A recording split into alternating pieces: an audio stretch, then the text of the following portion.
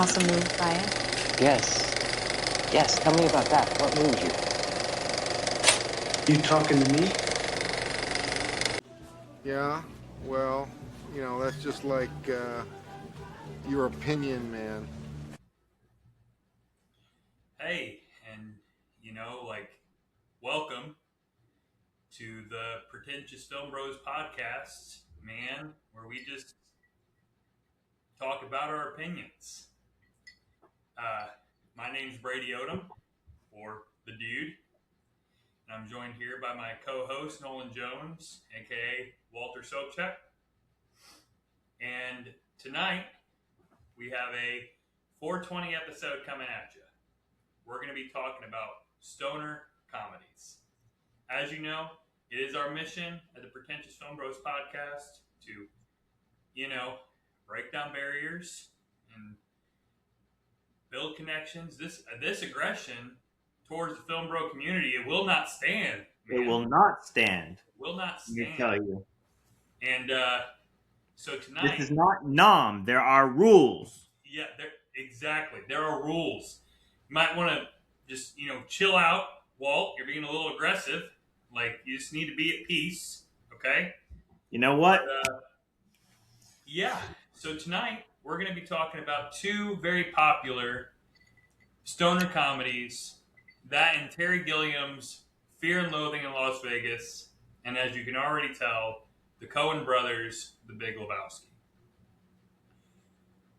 As we were thinking about coming up with an idea for this podcast, we realized, releasing on Mondays, this next release actually tends to come out on 420. So we decided it would be good to kind of check in on our stoner comedy genres and talk about some movies that are cult classics. Both of these movies actually came out in 1998, which is actually the year I was born. And I want to say it was the year after you were born. Am I correct, Nolan? That'd be right. And so, years after Nam, but it was, for us, a good time learning more about these movies. I've seen Big Lebowski a number of times. I think this was my 5th or 6th time watching it. But for Nolan, it was his first time watching it. And for Fear and Loathing in Las Vegas, that was actually my first time watching the regarded cult classic, and I believe it was your first time as well, Nolan. So It was. So tonight, we're going to be talking about some of the similarities, man, and the differences in these movies. We're going to talk about them, our feelings for them, how it went the first time watching them for Nolan, how it went for me watching the 6th time for Big Lebowski, and just have feelings changed, have they altered, and also first impressions. Because we're going to talk about Nolan's first impression with these movies, my first impression with these movies. How did they differ? How are they the same? And just have a good time. Because tonight, much like the movies we watched, it's all about the vibes, man. All about a good time. The film's a vibe. And that's what we're here for. That's what we're here to discuss. So tonight, as we go into our discussion, the first one we're going to be talking about is going to be Fear and Loathing in Las Vegas, starring Johnny Depp and Benicio del Toro. And Nolan, why don't you go ahead and talk about your experience, the movie itself, and let's get into this discussion. Absolutely, man. Can't wait. Now, we should say up front, even though we are doing a 420 stoner episode and we look like a bunch of stoners ourselves, we cannot condone smoking drugs of any kind. We do not condone it on this podcast. We do not condone the weed. We do not condone anything that Fear and Loathing was tripping on. But they wouldn't condone it either, for the record. And but I'm glad that you said that. Yes, great. But great. we do condone the good times and the abiding, and even a little bit of bowling. But we'll get there. So let's talk Fear and Loathing. I'm going to take these aviators off so I can see a little bit. I might put them back on a little later. Now, I've seen one other Terry Gilliam film. I saw Time Bandits a number of years ago, and it was one that it didn't really land for me. So I'm going to steal my wife's quote or her review of Fear and Loathing to represent kind of my own thoughts in a quick nutshell. I went in with fear and I left with loathing. Okay. Fear and Loathing did not hit for me, which is a bummer because within the first 30-40 minutes of the movie, it was really working. So Fear and Loathing in Las Vegas is a movie about Johnny Depp and Benicio del Toro. Del Toro is Depp's attorney, and they are on their way to Las Vegas. Depp is a journalist or a reporter who has to cover this race in the desert. This is kind of like NASCAR for Outcast, I guess you could say. That's a good way. This is a big deal. This is a big race that they're running through Vegas. And the movie starts, and Del Toro and Depp are just cruising down the desert highway, and they're already high. I mean, they are already stoned out of their mind. One of the first lines is, it was somewhere midway through the desert when the drugs kicked in, or something along those lines. Fear and Loathing hits the ground running, and it never stops. And I was all in. For early on in the film, the first couple of minutes, that desert where they pick up Tobey Maguire, which we'll have to talk about how many quote-unquote cameos are in this movie, because it's absolutely ridiculous. I'm glad you where they pick up a very uncharacteristic-looking Tobey Maguire, and they travel with him for a little bit. He's hitchhiking. He hitches a ride with Depp and Del Toro. And then, not very long into the ride, he realizes these guys are crazy. And he kind of books it out of there. But Del Toro and Depp, they continue their way on the highway, and they make it to Vegas. And once they get to Vegas, those drugs have really kicked in. I mean, there is not a moment in this film where Depp is not taking a hit of what I can only assume is weed at best, something much stronger at worst. But they get in and they're checking into this hotel. They're acting like they're part of a press pass to get this hotel room for free. And Depp's sitting there at the bar and he's waiting and he's trying to get this pass. And all of a sudden, the vines on the carpet start to creep up a man's leg. And then he looks around some more, and the lady at the front desk now has an eel head that's coming at him. Yeah. And then they get to the casino, and everybody starts turning into lizards, and the floor is turning into blood. And I'm like, this is amazing. Mm-hmm. This is a trip. This is fantastic. I'm loving the effects that Gillian's creating here. I might have to find this movie for myself. But the problem with Fear and Loathing is it never stopped. It just kept going and going and going and going, and it was getting higher and higher and higher and more and more intense. And for me, after about that first 45, 50 minutes, when they check in and there's all the lizards in the casino and they have their first little debauchery at the hotel, and even all the way up through the desert race, the race in the desert, after about that point in the movie, that's where it all started to feel kind of one trick for me. I think I did a little bit of listening to Fear and Loathing and some other people's reviews and thoughts about the film.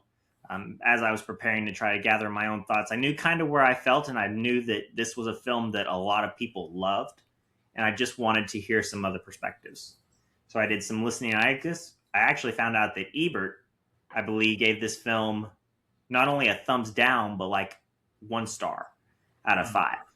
Like, Ebert was not at all for this film, which again doesn't necessarily mean anything. I mean, they're Siskel and Ebert are 2 of the biggest film critics of their time and still ever. But they are coming at it from a critical perspective and also from a kind of pop culture perspective, which both Fear and Loathing and The Big Lebowski are not, quote unquote, culture is not the right word, but popular films. Yeah.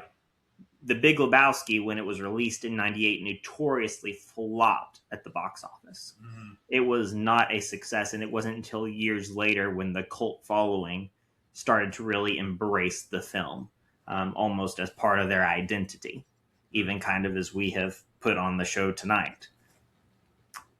So, yeah, my first reactions to Fear and Loathing, I wanted to like it. I really did. I mean, you always want to like a movie, right? And I was really hoping that this would be a Terry Gilliam film that I would come into and it would make me go, no, I could like this director. Again, I've seen 2 of his films, but I'm a big proponent of every filmmaker has at least one film for every person. Even if by and large you don't like them as filmmakers, there's one film that every filmmaker's made that you will love, that will be for you. And for me, I guess I'm still searching for that Gilliam film. So, Brady, that's kind of just my first reactions to the film. I'm sure we can talk more, but I'm really relying on you to bring this back because I wanted to like this film.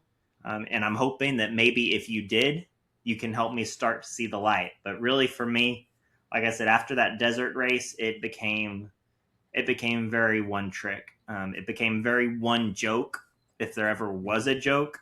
I kind of have a hard time calling Fear and Loathing a comedy. It's definitely a dark comedy, if it is a comedy.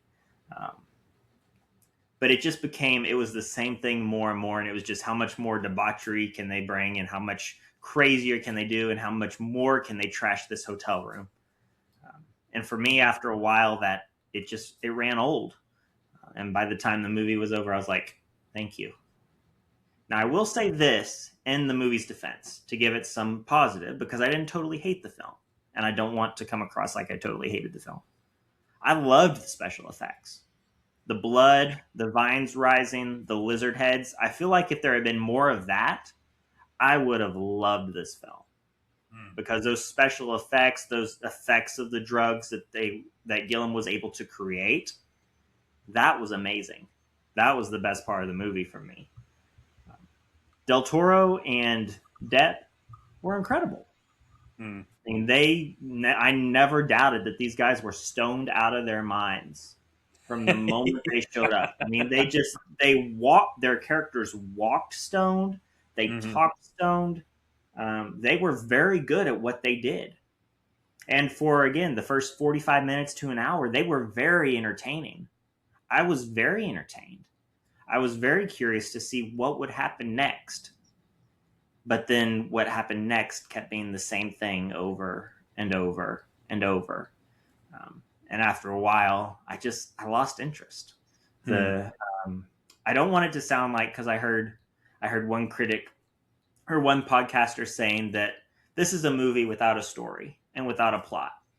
And I don't ever want to be the person that says, oh, because there's not a point A to point B to point C story that progresses in a normal way of a plot and a story should go, then this movie's bad.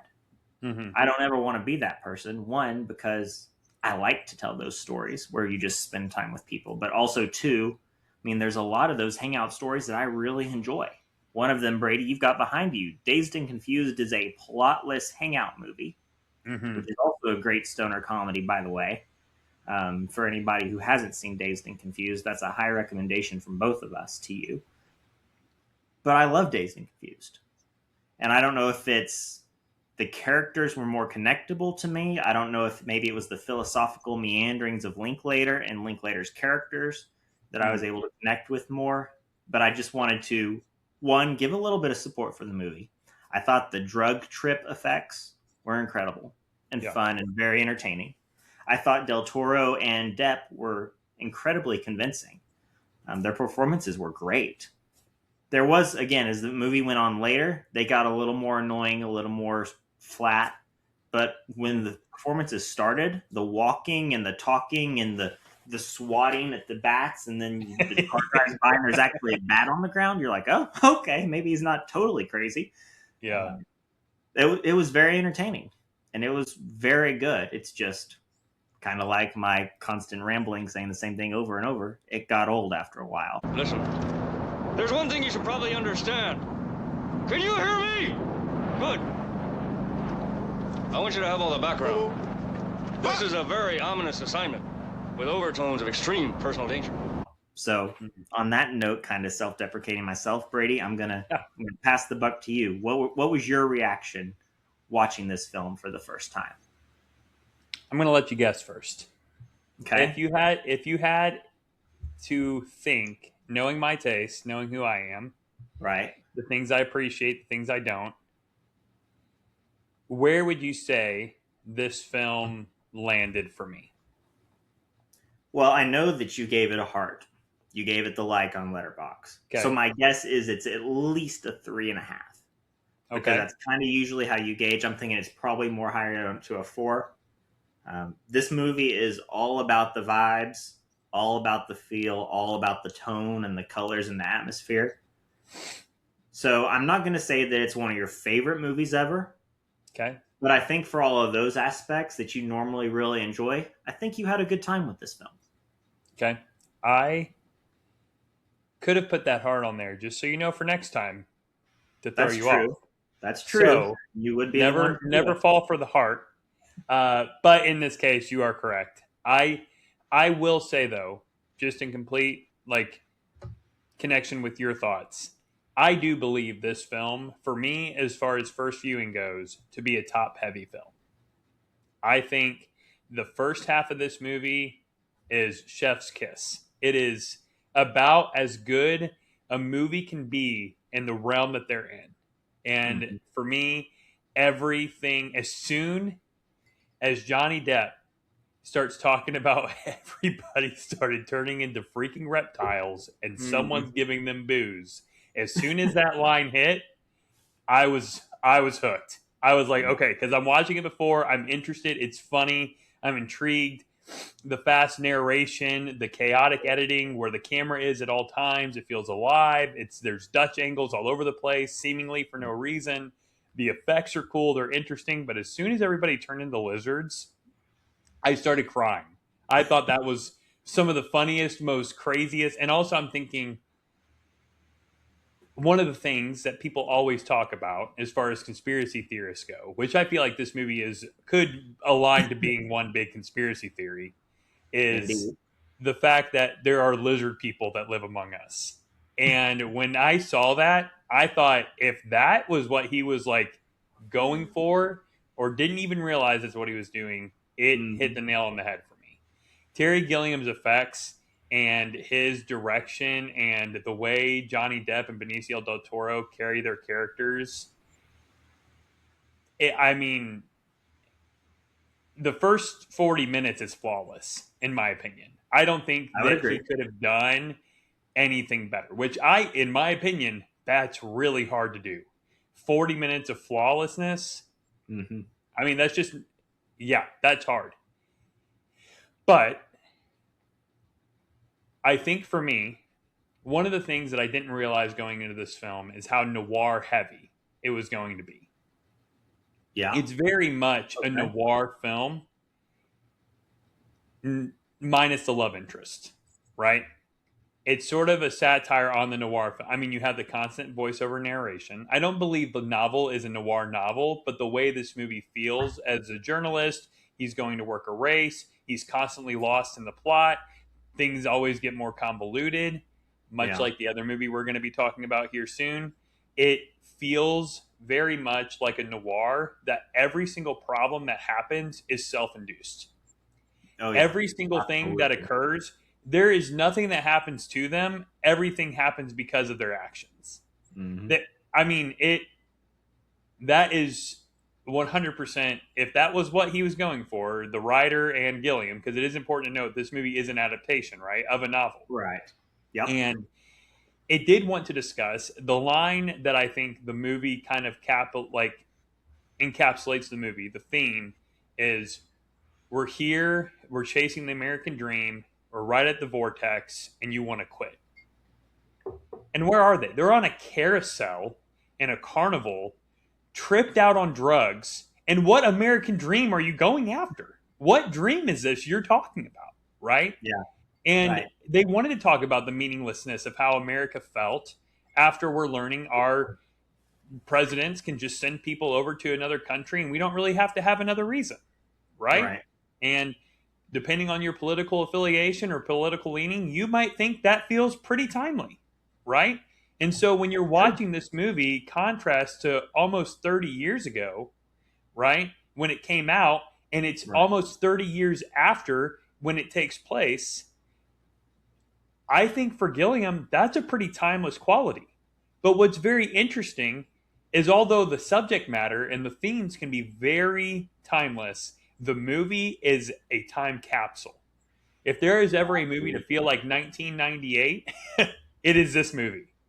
And when you watch it, you understand what we mean. It's hard to describe other than the random special effects, the goofy comedy, the physical comedy, right? That's something that Gilliam is known for, is his physical comedy.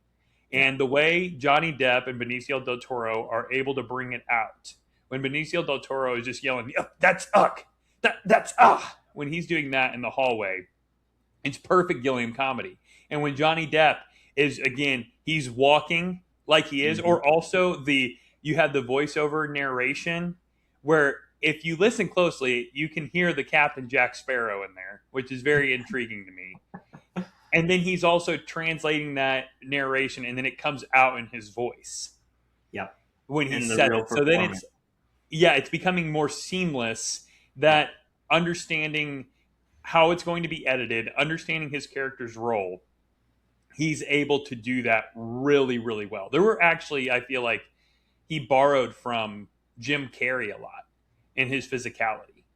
I feel like there was a lot of, you could sense that Jim Carrey-esque early 90s, and I know it came out before the 2000s, but also just like that feeling of what you see Jim Carrey do later with his body, how it feels almost like it's rubber. Yeah. Johnny Depp is a very rubbery character in this movie. And when you see how they just constantly bombard themselves with drugs, right? There's a line Benicio del Toro says later on, and he's like, you know what we need? We need some opium. And I started cracking up. I was like, that is the last thing you guys need. The last thing you guys need is any more drugs on top of everything else that you've been doing. And so the point of what I feel like the author was going after, the point of what I feel like Terry Gilliam really did a good job of capitalizing, is how ugly and how hopeless America felt after that Saigon era, right? Right. And that's not a play on words. I don't mean Saigon like bygone. I mean Saigon because you see that sign at the very beginning of the movie, get out of Saigon and get back to Selma. There was this feeling of political unrest, of apathy, of the drug craze, everything going on in the 60s into the 70s. And it felt like the golden age of Hollywood, the golden age of America had been gone, right? And I think that what's interesting is in the set design, kind of like you talked about with the special effects, I thought the set design was the showstopper. I mean, every room is disgusting. Everything is nasty. The rooms couldn't get any dirtier. That must have been a blast, like, to just mess up every room. Because here's the thing, right? Like, for Terry Gilliam, of course, that's so fun. He's like, here, throw this crap over here, throw this over there. If I'm the production crew, up on the walls, wipe the mustard, fill that little area with swamp water. Yeah, like when Johnny Depp is on the phone listening to the tape recorder later on, the room is filled with water, and he's like wading through it. And I'm like, if I'm the production crew, I'm probably like ticked off. I'm angry because I'm like, quit making it messier, right? And of course, I've not read the novel, so I can't speak to how accurately that could depict if maybe he took the mental state of what Depp's character Duke would feel like. I think his name was Raoul Duke. Yep, Raoul that's Duke. What his character would feel like internally, so he tried to make that the physical reality of where he was at.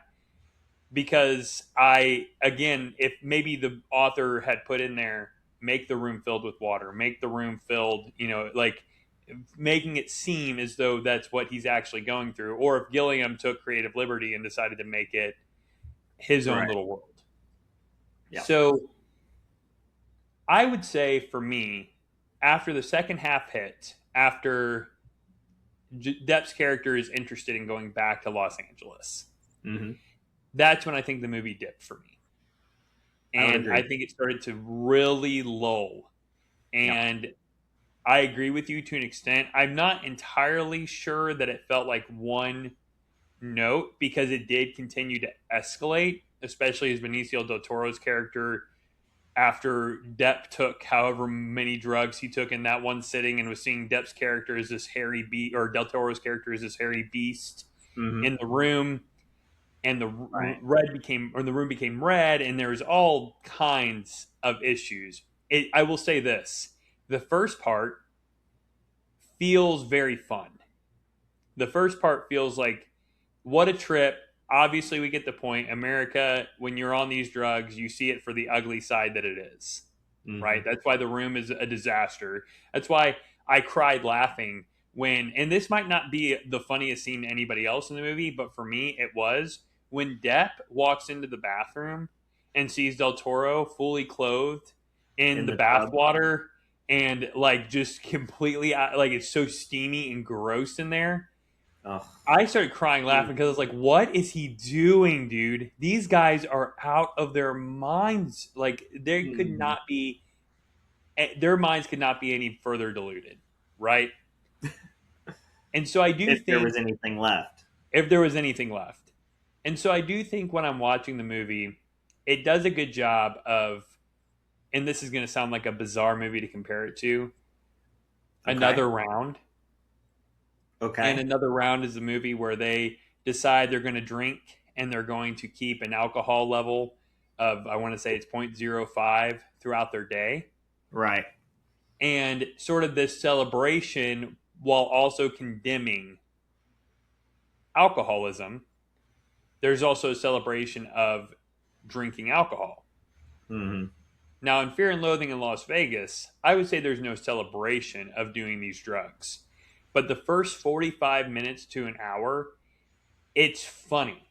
It's entertaining. You're like, maybe this would be an interesting way to get rid of my apathy, right? Because if nothing matters, much like, Walter tells Donnie that they're nihilists, they are nihilists. There is this nothing matters mentality that exudes through Fear and Loathing in Las Vegas. And for me, for a theme in a movie that crazy and spunk, and I can tell you, if somebody were to tell me this is one of their favorite movies, I 100% know the kind of person they are. And I want to hang out with that person. I think they're fun. I think they're entertaining. I think they're a good time. And I really do feel like they're going to be like Slater from Dazed and Confused. And they're going to be talking about the dollar bill, right? Which is why I talked about this not only feeling like a noir with the narration, the convoluted plot, but also the noir, and there is elements of that conspiracy going on. What's under the hood, right? Oh, absolutely. This American dream, right? There's a line that it goes on. It was like, just get used to the losing, like, just don't think you're going to win anymore.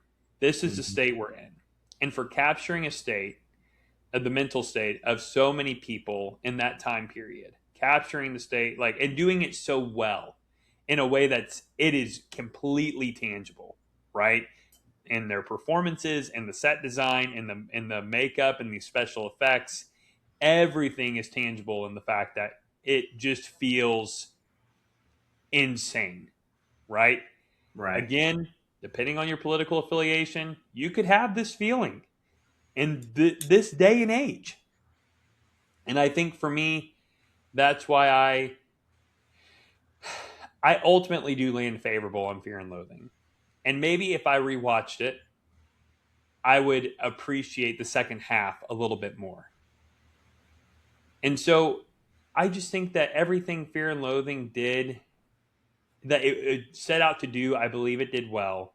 But I do think that there's a pacing issue in that second half. And I will say, although I think the set design is kind of the winner and the loser of the film for me.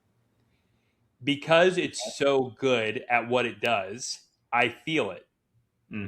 But I don't want to keep watching. I want someone to clean that room. I need, like, and it doesn't even, it just becomes gross. It's disgusting.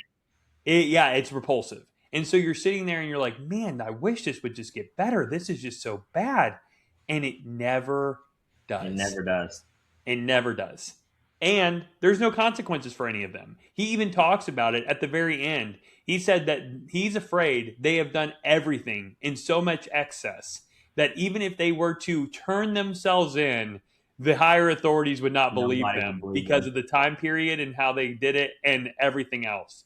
Yeah. To me, which also is such a funny line, but also very telling of how people felt. Like, sometimes the world can be so crazy. Sometimes a day in your life can be so crazy. People wouldn't even believe them if you told them. Yeah. And so for me, I will say I land much more favorably on Fear and Loathing in Las Vegas than you, because those themes did resonate with me in a different way. And I thought this is what the medium is for, filmmaking. Mm-hmm. There's no other medium that could have expressed those feelings in such a compelling way than through film. And I do believe that this movie, I think it's worth rewatching. I think it's worth revisiting. I think it's taking that perspective and putting it on there. And now that doesn't mean people are going to walk away loving it. That Right. doesn't. It is very much a movie for some people, and a movie that some people will never like. Doesn't matter how many. Doesn't matter how interesting the plots are. Doesn't matter how compelling the themes are, or how well it does at its job. Yeah. It doesn't mean you have to like it, right? It wants No. to feel like a drug trip that is nasty, raunchy, and just gross, and it does. Mm-hmm. So it just depends on how much are you willing to tolerate. And I do think if this movie was an hour and 10 minutes, maybe it's a masterpiece. But because the movie is 2 hours long, it might overstay its welcome. So I agree with you in that case, talking about Fear and Loathing in Las Vegas. Are there Yeah. any further thoughts you wanted to add before we continue on into our discussion with our other film? Well, I mean, just to say, even though our liking of the movie and our favorability of the movie was very different, our opinions on what worked and what didn't are a lot of the same. I mean, I'm like you. That first hour and 10 minutes was almost flawless. And if it had gone, even when Depp was driving away the first time going back to LA, if that had kind of been the end of the film, it would have been much higher for me. There was a lot of stuff in that first half, that first chunk that I liked and that worked really well. But it felt like it overstayed its welcome. And maybe one trick wasn't the right word, but it's because it does keep upping the ante more and more and more and more. But it's the same ante it's upping. No, that makes So sense. even if it's not one trick isn't the right word, but it's the same. We're seeing the first half of the movie only with nastier hotel rooms and bigger trips and darker outcomes. So, and that's where it kind of had that overstay or whatever that you kind of mentioned about. There are moments in this movie that are really good. The bathtub scene is both one of the most repulsive and also one of the more entertaining scenes. Yeah. Especially when Depp comes in there with that pole and he's like, "I'm Ahab, don't mess with me." What? Could you that fantastic note? When a rabbit bites its own head off, I want you to throw the radio into the tub. We're completely sideways now. That'll blast you right through the wall. You'll be stone dead in 10 seconds. So there are moments of this movie that really do work. There are moments of this movie that I enjoyed. But it got to the point where it felt so repetitive. There wasn't anything new. There wasn't, not that you have to have this, but there wasn't any character change or character growth. Even like you said, at the end, there's no consequence. Depp rides away in that really a pretty gnarly, pretty beautiful shot there at the end with Depp driving away in that convertible with the American flag flowing in the wind behind him like a cape on the vehicle is excellent. And the themes of this movie are very strong. The themes of kind of the death of the American dream. Because it is the movie made in the 90s takes place in the 70s. And it almost feels like Gonzo and Raul they were these two hippies during the 60s who were ready to change the world, right? And you and I weren't around in the 60s. We weren't even a thought in the 60s. I don't even think our parents were thoughts in the 60s. Mine came at the very beginning of the 70s. So my parents weren't even around at that time. My dad was born in 69. So, but from what I understand and from what the movie seems to allude it already happened, and then from what you just see in your own history books, the 60s were that time where America was changing, where the hippies were taking over and the young people were going to revolutionize the country and things were going to become better, and they looked hopeful and the American dream was right in their grasp. And then it seems like the 70s came and it was all exposed as a giant lie. Yep. And then you have the war in Vietnam, you have the war on drugs, you have all of these things that took place during the 1970s.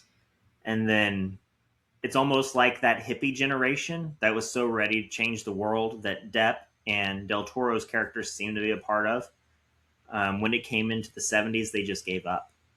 They realized we can't change this world. The American dream is something we're going to chase, but we know we can't catch it because just like lizard people, it's a conspiracy theory that doesn't exist. And I think that theme throughout the movie is one of the, again, stronger points of the movie. There are parts of this film that I think are worthy and are redeemable. And maybe redeemable is not the right word, but justifiable, maybe perhaps is a better word. There are things about this movie that are very, very intriguing and very well done. And very true, not only to the 70s and to the 90s, but even, as you mentioned, to our world today, to our country today, where we're at and what we're doing. And the idea of the American dream fading away. You know, you've got young people, my age, your age, the 20s, 30s, that their idea of this American dream that our grandparents pushed or they champion, to us, that's just not a reality. We can't buy our first home at 25, 27, stay in one career for our whole lives and retire with a healthy pension and Social Security. For us, that world doesn't exist. No. If it ever existed, even for them. You know, our world doesn't have that. Blind optimism isn't the right phrase, because I don't know that they had that. I think that's a lot of looking back with your rose-colored glasses and thinking things were a lot better than they were. But we're realizing that this dream that Hollywood perpetrates, this American dream, it doesn't exist, and maybe it never has. And that's what Gonzo and what Raul seem to be realizing. And instead of maybe taking a more productive route or trying to live a good life, or maybe even just trying to live and mind their own business, which, I mean, they mind their own business, but they decide to go the complete opposite way of debauchery, of, you know, we're living for this moment because this is all we have. And if we die, well, then we're just on a highway to hell, baby. Let's go kind of deal. And it's really painful because that movie, it does shift in that second act from where it's got that lighter comedic tone to now things are scary. Now the room is flooded and disgusting. And Johnny Depp is seeing Del Toro turn into a hairy demon beast. The trips are getting much less fun, much less conspiracy theory, and much more wicked feeling. Horrifying. Yes, much more horrifying. So there are aspects of this movie that work. Both you and I, the things that worked for us were really the same, even though our response to this movie seems to have been not drastically different. I didn't hate it. But I would say where you lean more favorable, I probably lean more unfavorably. So that's all I wanted to add to that discussion. I think that it is chasing something significant. But for me, it overstays its welcome a little too long. And it never really, the significance almost gets lost in the debauchery of the drugs and the trashed hotels and of those things of that nature. No, I think that's well said. And I also, wanted to just take some of the quotes that I felt like really spoke to me as far as what the movie was trying to get across. And I wanted to correct myself. It wasn't get used to losing. It was learn to enjoy losing, which I do think is a completely different. That's mindset. almost more sad. That is a much different quote. Yes, it is more sad, right? It's this idea of stop hoping for better. And Right. then if you just get used to enjoying the worst side of things, then it gets better, right? Right. In a whatever way you want to interpret that as, right?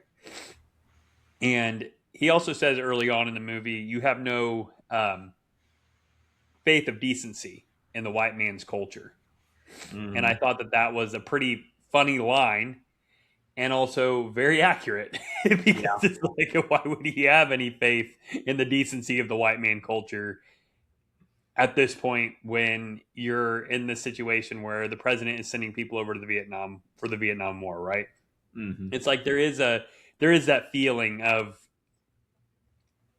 you can't trust them, right? Right. And you could go through it and try to be a more productive member of society, or you do a lot of drugs and you hope for the best. And for them, at the end of the movie, the non-consequentialism to it, I think that's what makes this movie a horror comedy. Is like you finally get to that end, and it's like, oh, people might just do all this, and we'll get away with it. And this is the success route. This is our American dream: is denial, apathy, and ignorance, self-destruction, right? So it's like there is this. Well, I don't believe that is what anybody would tell you to leave the movie with. I think the movie itself could leave you feeling that. Yeah. And that's for you to decide how you wrestle with that. And I know you mentioned too, I had wrote this down in my notes, the cameos. Yep. Right? I thought the cameos were really interesting, right? Like one, you have Penn Jillette. Penn Jillette shows up, the magician, at the carnival trip, whatever you want to call it. I thought that was really funny. Yeah. And so Tobey Maguire, right? I feel like he plays more a cameo than even a supporting role. Yeah, absolutely. And he is so weird looking. He is like, not Tobey Maguire at all. More like what he is in Babylon than what he is in any other movie with Tobey Maguire in it. This sort of creature versus man. And he's not like, he's just weird. He's so odd. He's so different than what that movie, like, he fits right into the movie. I'll say that. He fits right into the movie like a part of its world, which is good for him, right? But what were some of the cameos that stood out for you? Well, other than Tobey Maguire, the other one that I noticed was Cameron Diaz. Yes, yeah. And my first thought was, what in the world business does Cameron Diaz have being in this movie? Yeah. And it was, because this was her almost really in her peak. Because this was Cameron Diaz in the 90s when she was coming around The Mask with Jim Carrey. She would have been in The Mask already. She was coming into Charlie's Angels in just a couple years, which are great movies. If you've never seen them, they're a blast. I have seen. It's been a long time, but I have seen them. But yeah, I absolutely thought, I was like, what is Cameron Diaz doing here? And she's a girl in the elevator that apparently Gonzo blows his chances with. I think is kind of the way they set the story up, as if Gonzo really ever had a chance with Cameron Diaz. I think it's up for interpretation because he even gets back to the room and he's like, I saw that look, man. I saw that look. It's like, I don't know that you did. Nope. I don't know that look was there. Yeah.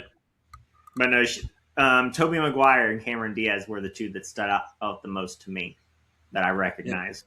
Yeah. And even if, like, what's also weird for me is, like, now having watched this movie after I've seen other comedies that came out, one of the characters, I believe his name was Lacerdo, the journalist, or the guy who came in, and whoever they were going to talk to, the photographer maybe, and he was in Scary Movie 4, Okay. which to me, it was one of those things where I sat there and like it just triggered something in me. I'm like looking at him, and for me to be watching this movie like this, a movie like this with him in it after having Mhm. seen Scary Movie 4 years and years ago, and that's immediately where I picked him up from. I was like, wow, I did not expect to be triggered in this way while I'm watching this movie. But Mhm. even the movie had ways of triggering feelings in you that I didn't expect. Yeah. And so, yeah, the cameos are very bizarre. They're perfectly suited for the movie that this movie was trying to do, you know? Yeah.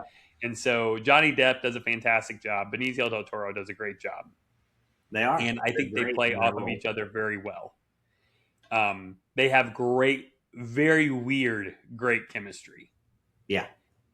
And so, and I could be wrong, but is Benicio del Toro in Rango? I'm not sure. I'd have to look that one up. I feel like I don't know why that feels like he would be. That seems like a movie that he wouldn't be out of place in. And Which so that's why kinda I'm seems wondering like if an odd him thing to and say. that's why I'm wondering if him and the two of them reunite for that. And maybe he's not, but uh I don't believe him to be. So No, it doesn't look like it. it just is interesting that I don't know, that's what I thought of because I thought of honestly Rango a lot when watching this movie, which might seem out An of interesting character, but take. Johnny Depp is the lead, Right. out of his element in a way, just like I'm with you. I'm that tracking where your poor mind's at. reptile is. Also, the reptilian imagery. I feel like that could be there. There's so many layers to it, right? So Right, I right. think that Fear and Loathing in Las Vegas, it's somewhere between a 3 and a 4 for me. It Okay. could be a 4 just based on pure mania. I do believe for pure mania's sake, it earned it, Yeah. for me. There he goes. One of God's own prototypes. A high-powered mutant of some kind never even considered for mass production. Too weird to live, and too rare to die. And so, but now, unless there's anything else you'd like to add, I think your other thoughts were very well put. We're going to be jumping into a movie that I've been asking Nolan to watch for a very long time. One that I have been very proud Go of. bowling. Let's Go Bowling. We're talking about The Big Lebowski, directed by Joel Cohen of Joel and Ethan Cohen, and these are the Coen brothers. And one of the differences in this 98 film, this other movie that came out in 1998, is while Fear and Loathing was an adaptation, The Big Lebowski is a completely, wholly, and entirely original script. Which just, I freaking love an original script, man. When Hard it to is beat an not, original idea. yeah, that to me, not pulling. Of course, obviously, there's probably things they pull from, Mm-hmm. but it just feels so much more suited for films, for movies. And The Big Lebowski, in my opinion, obviously is 5 stars. After seeing it multiple times, I have fallen deeply in love with this movie. It makes me cry laughing every time I watch it, at least 2 or 3 times. And it might not even be the same joke, it might be different jokes. And I just think that it only gets better with time. And that doesn't mean that necessarily the themes are aging better. That doesn't mean that even the plot begins to make more sense or that I'm catching things that I missed the first time. It's just an extremely rewatchable movie. I am thinking about going to watch it again in the next couple days. They're showing it at a late show in a theater 2 hours away from here. And I'm like, I might just go do it again because it's so easily rewatchable for me. It's such a good time. And unlike Fear and Loathing, it's not really a disgusting movie. It's not one that you have to get used to the aesthetic. It's much more accessible in that way. It feels, for the most part, like a more normal movie. And so I say that meaning you're not going to be sitting there like this doesn't feel like something I've never seen before. It's going to seem like a normal movie. And yeah, I don't even want to say anymore because I'm tired of waiting. I want to hear your opinion. I want to know like if it's just your opinion, man, or if it's hard factual truth. And I'm very intrigued to see how did Nolan perceive the Big Lebowski, because we'll also talk about how I felt after my first initial viewing and see if we're in the same ballpark or what that feels like for you. Okay. Yeah, I'm not even sure why we're talking about this movie because, like, it is just your opinion, man. Like, Yeah. but seeing as we would have a much shorter and only half a show if we did not talk about this movie, let's do it. Yeah, perfect. So, unlike Terry Gilliam, I've seen many Coen Brothers films. Mm-hmm. I haven't seen all of them. Some of them I've seen glimpses of back when I was younger, but I don't actually know if I've seen the whole film. Some of them I saw before I knew what the Coen Brothers, who they were, and some of them I've seen more recently. And their films, for me, are kind of all over the spectrum. Raising Arizona is one that absolutely just bored me. I was like, I'm not interested. And Inside Llewyn Davis is one that I think is a masterpiece and one of the most hopeful films that the Coen Brothers have ever made, despite what naysayers may tell you. So I had much higher hopes going into The Big Lebowski, and I loved it. That's great to hear. I absolutely I fell under the spell of The Big Lebowski. From the opening narration that Sam Elliott gives, which I almost thought Sam Elliott was playing the character of Tumbleweed because you don't even see him in that opening narration, but you see this tumbleweed just constantly blowing. And I was like, how Sam Elliott is that for Sam Elliott to play a tumbleweed? Of course, he comes in later in the film and you actually see him, and we'll get to all that as we go. But I fell for this film. Good. So much so that this could become my favorite Coen film. I don't think it will. I don't think it's going to overtake Inside Llewyn Davis. That being said, I think it's on the same level. I think that The Big Lebowski is a 5-star film. Wow. I absolutely loved it. I really did. And almost what's even crazier is, as I mentioned at the top of the episode, I'm a firm believer that every filmmaker has one film for everybody. My wife notoriously cannot stand the Coen Brothers. She doesn't enjoy their characters. She thinks they're all terrible people, and they're not things that she enjoys.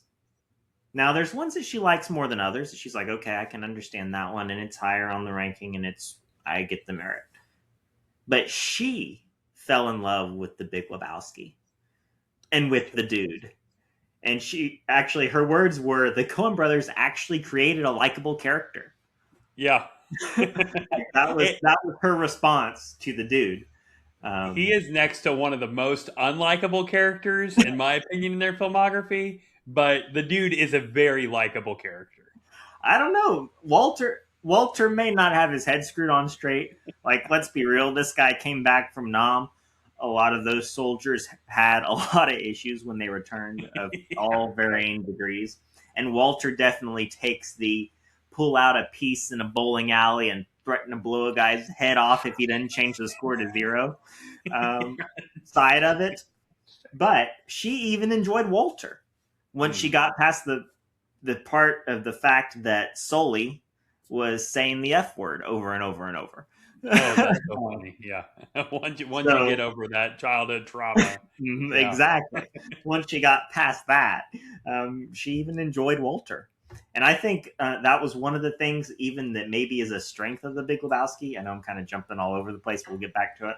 But I think having Walter paired with the dude, or maybe more accurately to say having the dude paired with Walter, makes Walter a more likable, more sympathetic, and enjoyable character because you kind of see him through the dude's eyes, and also his psychosis, his psychoticness is there to be kind of mellowed out and brought back under control by the dude. So I absolutely, man, I fell in love with this film. My wife fell in love with this film. I can't wait to get the chance to watch it again because I think that there is so much going on in this film, even past the parts of just pure enjoyment. I think there's so many different layers to this film that can be pulled back from it. Absolutely. I mean, it's a film where maybe nothing goes on, but then there's so much going on, but then there's so much that this film is trying to say. There's so much that's on its mind that each of these characters kind of piece together and represent and form this piece of another side, really, of the American dream. Because the dude is just a dude who likes to be called the dude, to drink with White Russians, and to play bowling. Like, that's all the dude wants. Well, that and his rug, of course. Yeah, it pulled the room together.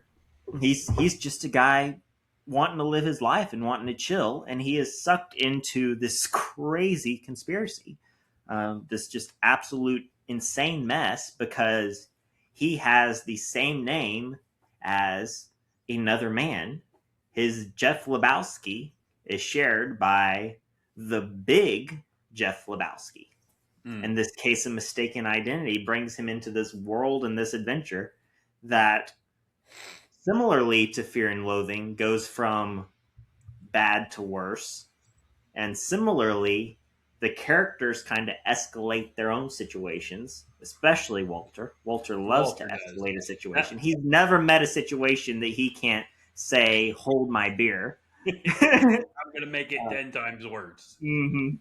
But this was just, I fell in love with this film. I don't know where you want to start. We can talk about, I'd love to talk about Sam Elliott and the role he plays in the film. I'd love to talk about the nihilist in this film and then compare the nihilist in this film and the responses to them with the rest of what's perceived as the Coen brothers filmography and their view of life. I'd love to share some of the most quotable lines. I feel like I'm giving a thesis opening statement here. No, this is very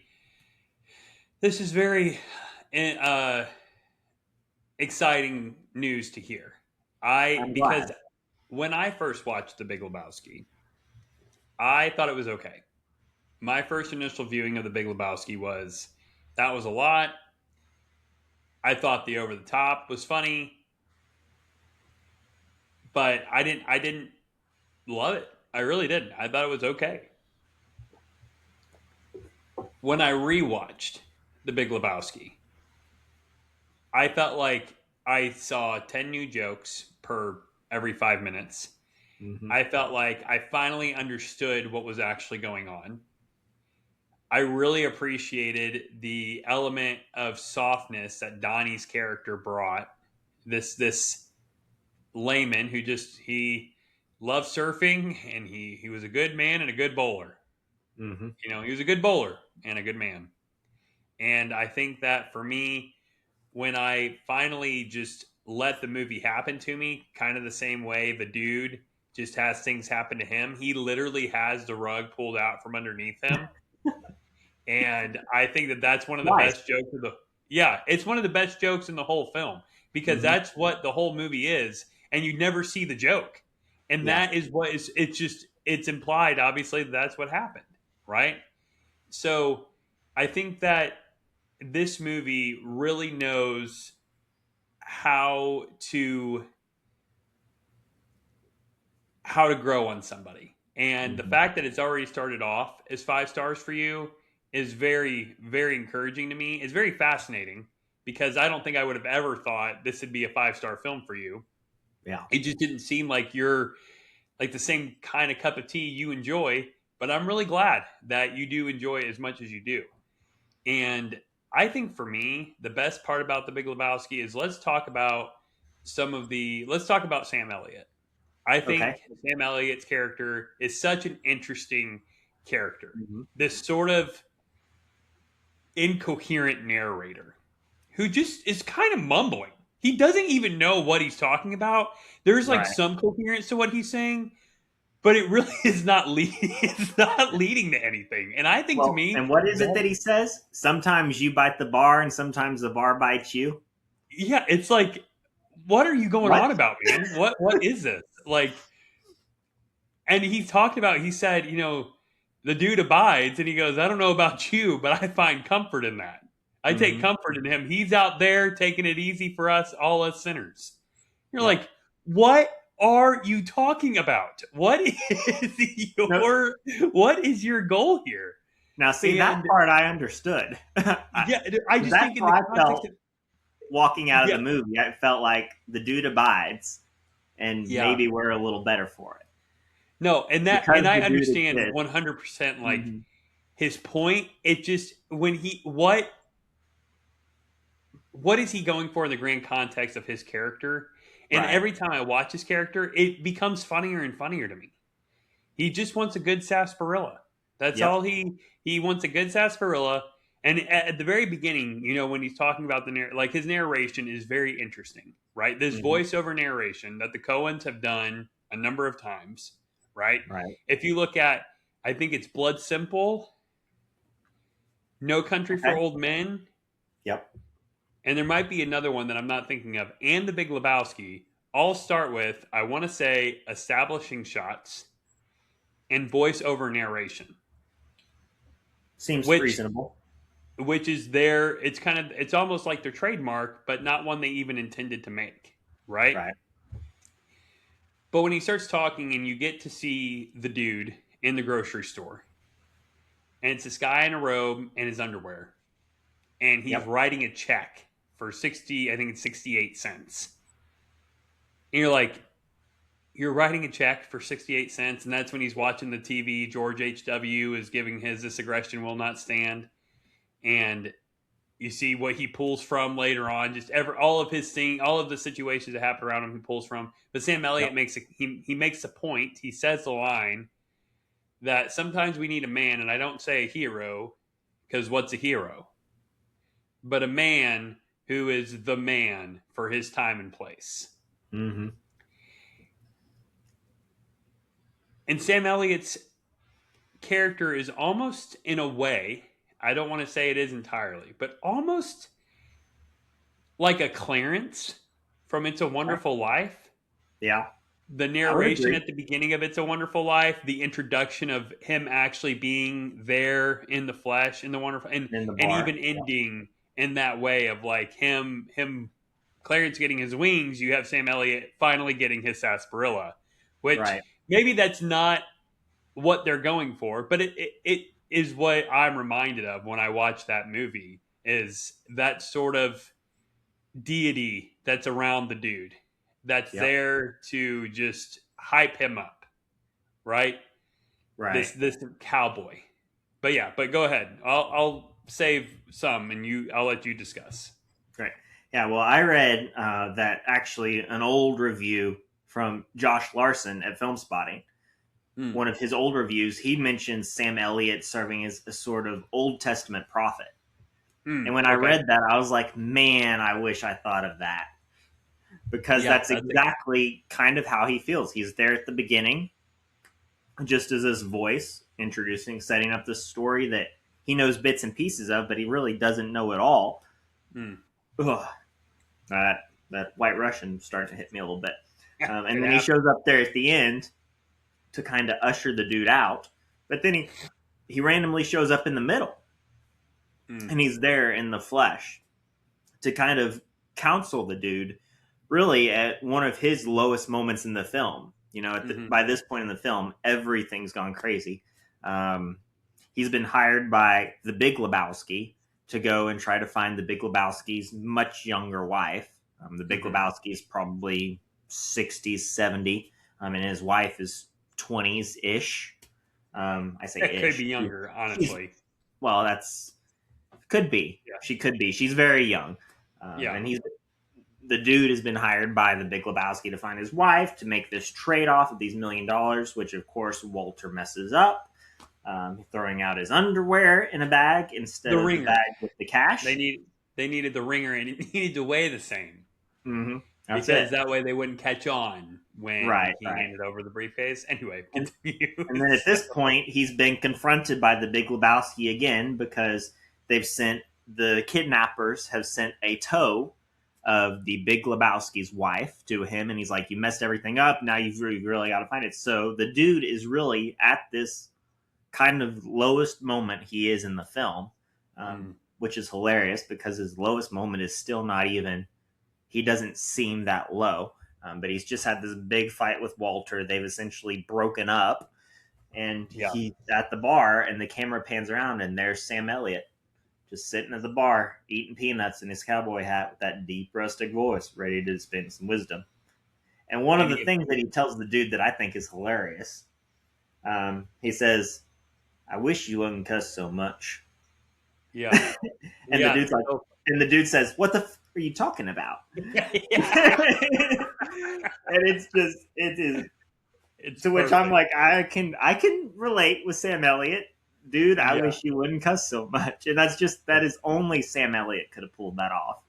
Because you have in him the American Western hero, and then right there at the very end where he kind of just closes up the story, and he says, "The dude abides." It's nice to know that he's out there taking it easy for all of us. Yeah. I think without Sam Elliott, this movie is not the same. I think one of those special layers that is underneath all of the happenings in the Big Lebowski, that Old Testament prophet, that kind of, like you said, that angel head character leading and guiding the dude into the next right thing for him to do. I think without Sam Elliott, you've got a wholly different movie, and you lose a crucial layer of the film. Well, and it's also important to note that whenever he does appear in the middle of the movie, it is as though he just appears. Mm-hmm. Because the camera is focused on the dude. And then you hear this music play, which is the same music that was played at the beginning of the film. And the dude even kind of responds to it. There's even a sort of like, what is that? And then as the camera zooms out, there's Sam Elliott sitting next to him. I like your style, dude. Oh, well, I dig your style too, man. That whole cowboy thing going.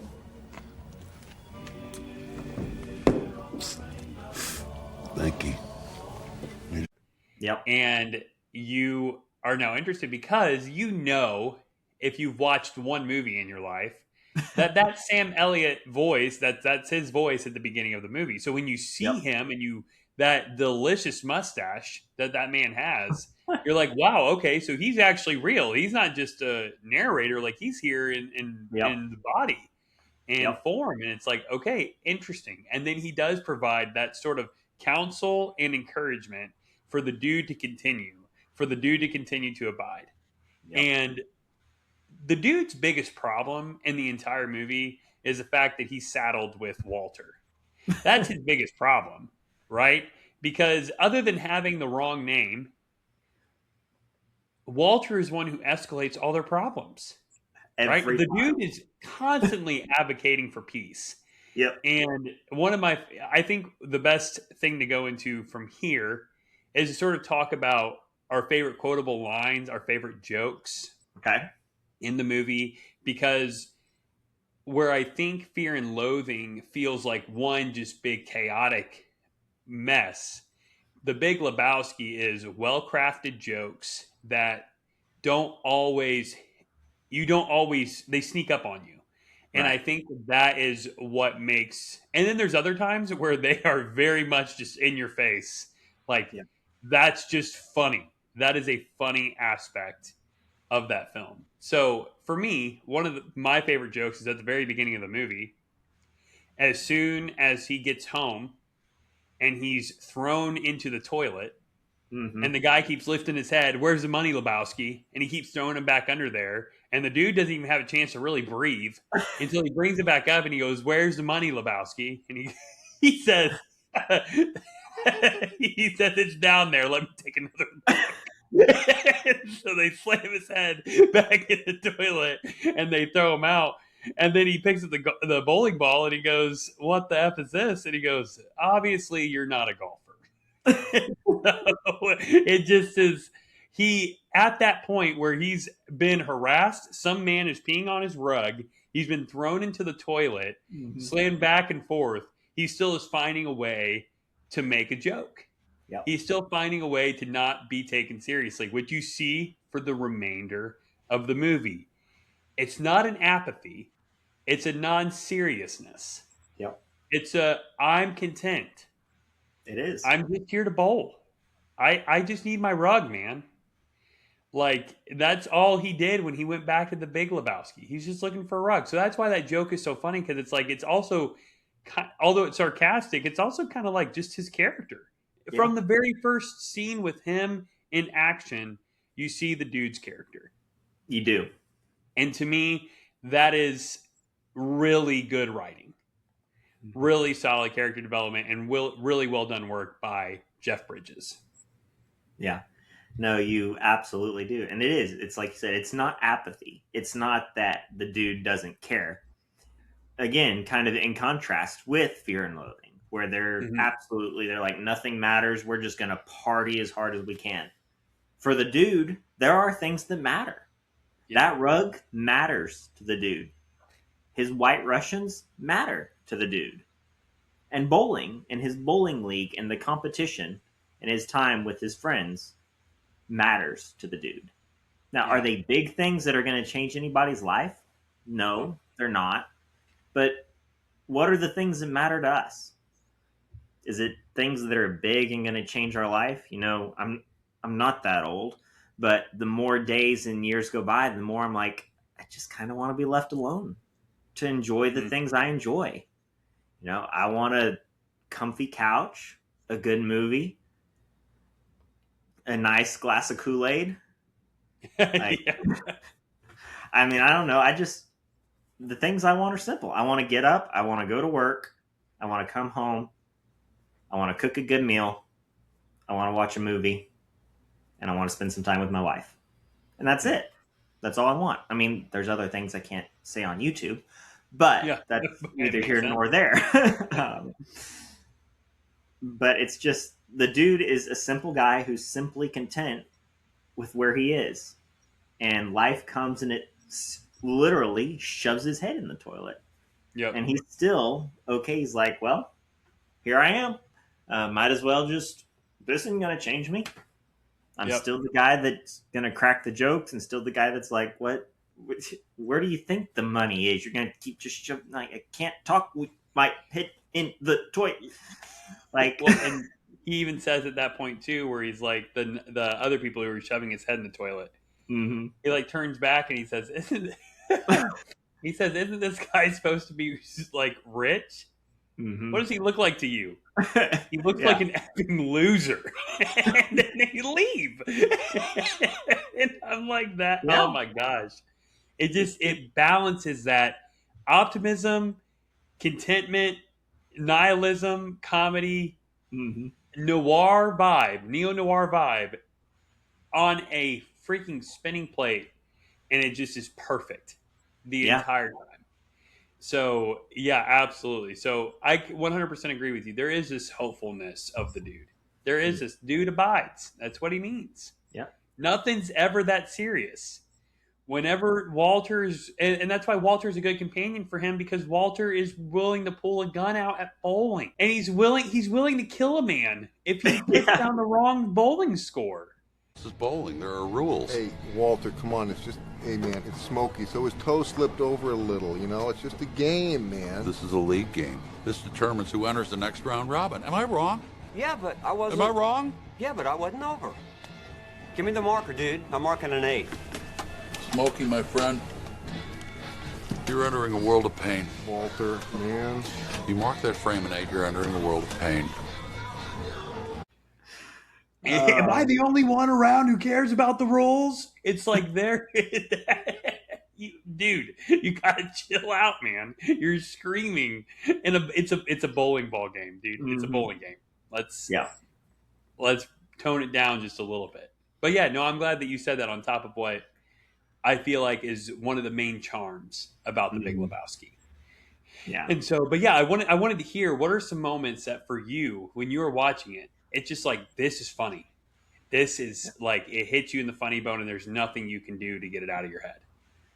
Well, I'll tell you as I was attempting to write notes for this movie, because I stopped pretty early on because I was like, I just want to enjoy this charm. And I never came back to get to it. But one of the only thing I wrote down before deciding I was going to just enjoy was it's when the dude goes back to the Big Lebowski's place, and Lebowski is sitting there by the fireplace. His wife has just been kidnapped, and he's kind of meandering. And he goes on and he goes on, and he says to the dude, he says, "Isn't that what makes a man? The willingness to do what's right," or whatever he says. And then the dude just straight face goes, "Oh, that and a pair of testicles." And I almost died. But what's funnier to me... Here's why I almost died. 1, because it is funny. Yes, 2, because he says it so straight faced. But 3, I just thought about the world we're living in today, where we can't define what a man and a woman is. And the dude just tells us right there what makes a man. A pair of testicles. That's what makes a man. And I just thought that was absolutely great. It is such a great line, and it's such a great delivery. But I think what's even funnier is in that moment is the guy, the Big Lebowski, is sitting there, and he goes, "You're joking." But you're right. And it's like he's so profound looking into the fire. He's feeling as though he like has this breakthrough. And to me, that is just so funny. It's like, it's never that deep. The movie never is. It's never that deep. And that's part of the brilliance of this movie. In the shallowness of it, it's really quite a deep film. Yes. With a lot to just wade through and dive into. Yeah, man. It is a good chill out movie. It is a good movie. You can just sit back and enjoy, let it happen to you.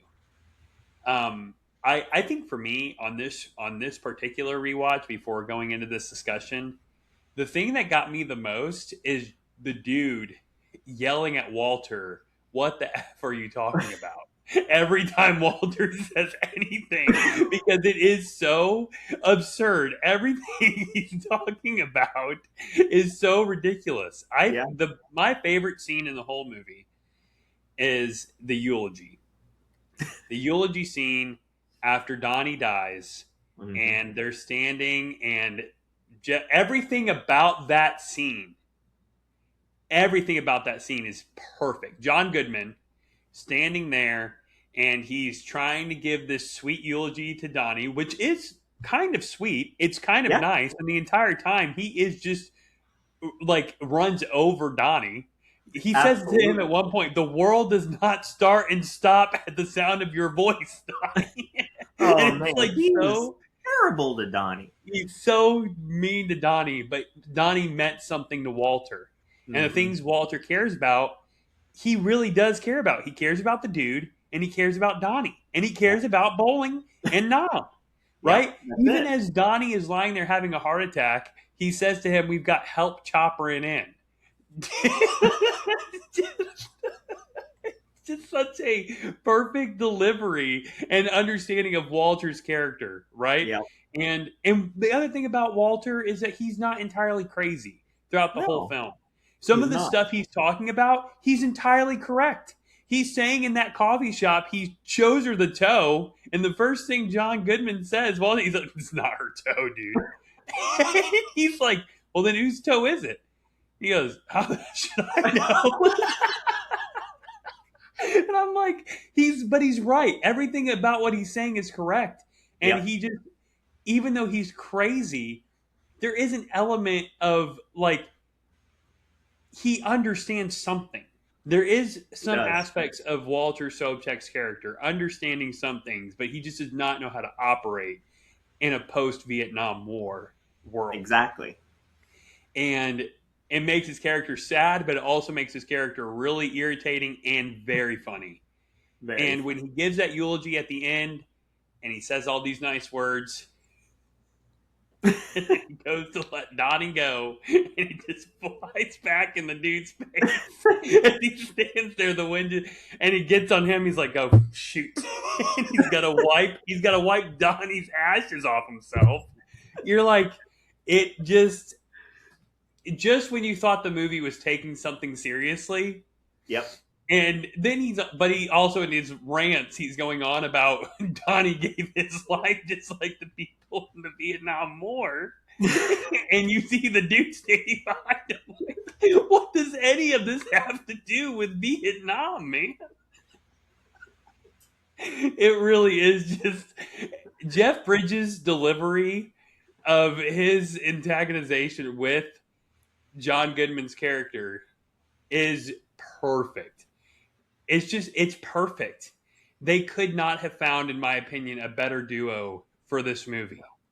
And for the life of me, I can't figure out why this movie didn't do well when it came out. Maybe because everybody kind of just didn't know what to do with it. That's what only thing I can think of. But, and I mean, I think it came off the heels of Fargo. And Fargo was... No, yeah, Fargo was 97, wasn't it? Yeah, that's right.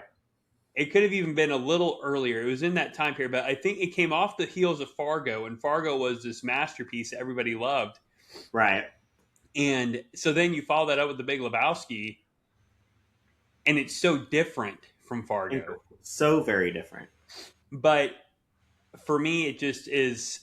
Yeah, I'm a little shocked that I think it has to be nobody really knew what to do with the dude. Right. And I think that's another element of creating a timeless film like The Big Lebowski is you have to maybe make it in an era where you're not going to be understood. Right. You have to make it in an era where it's like I'm doing this for me, and people may not get it, but I get it. And this is for me. And I think The Big Lebowski does that. And yeah, I the thing about The Big Lebowski is you could talk about this movie for hours and hours, trying to peel back all the layers. I mean, we haven't even really talked about Maude, right? No. The woman who wants to have the little Lebowski. Yep. And the woman who just wants to be a mother and also has a connection to the nihilists and has a connection to this German dance band that they're playing at the end with the nihilists in the parking lot. It just is there's so many other things that it just feels like that picture of people like taking the red string and putting the needle on the picture, and you're trying to connect all the dots. And I don't even think, even though she's the least funniest point of the film, she's not a weak point at all. I think she's incredibly significant. Yeah. I mean, I think Maude's character, Julianne Moore's performance as her, is one of the kind of key things, one of those underlayers that The Big Lebowski is trying to talk about. I mean, the way that it talks about that she presents herself, because how do we see her when she first comes in, right? She's Big Lebowski, or the dude walks into the studio, and he's here to meet this person that he has no idea who it is, and coming in on a tightrope, or not a tightrope, but like this this trapeze strap, I don't know what you would call it. Yeah, zip line. Bungee zip line type deal. This just figure flies in, and it's Julianne Moore, and she's completely naked. And she's got this paintbrush in her hand, and she's splattering this canvas. And then she comes down, and she puts a robe on and all that, and she kind of has this discussion with the dude about, does the naked female body make you uncomfortable? Yeah. And then she even goes to the part where she's like, she talks about how some men are uncomfortable saying or even saying the word vagina. And I'm like, to me, there's so much interesting going on with her about what her character's, how she's, I don't even know how to say it very well, but just the way that she presents, the way that the Coen brothers through her present this womanhood, this discussion about womanhood, and this independent woman and this maybe modern proto-feminist discussion, this discussion about sexuality and a woman's sexuality and a woman who's comfortable in her sexuality, and the way that sex can make men and women cross conversations, cross sexes uncomfortable. And I just thought that the way that she illustrates and the way that she kind of brings that maybe B theme into the Big Lebowski with the idea of sexuality, and the comfortableness, and even just the candor in which later on she approaches the dude and tells him to have a baby with her, or no, they have sex, and then later she's doing some type of exercise or something or another, and he's like, "What are you doing?" And she's like, "Oh, this helps with the contraception. It improves the chance of having a baby." And he gets real nervous, and she's like, "Oh no, I don't want a baby with you. I want a baby." Yeah. And even that discussion of women, they're like, "I don't necessarily want a baby with a certain guy, or I don't want a baby with even the guy that I'm with, that I'm seeing, or I want a baby." Mm-hmm. And that natural instinct and that natural inclination of a woman to want to have a child to care for. She doesn't want a husband. She doesn't want to be tied down to a committed adult marital relationship, but she wants to have that thing to care for. She wants to have the little Lebowski, which, man, it'd kind of be cool, but also unnecessary to see a sequel with the little Lebowski or something of that nature to get to continue that story. But at the same time, you've got perfection. Don't go any further. You've got it. It's good. Take the light. And I even think there was some sort of spinoff years later with Jesus, the other bowler. Mm-hmm. No one else but did Jesus. No one else but Jesus. And I think they even did a spinoff with that later on. Mm-hmm. But I think John Turturro might have even directed it.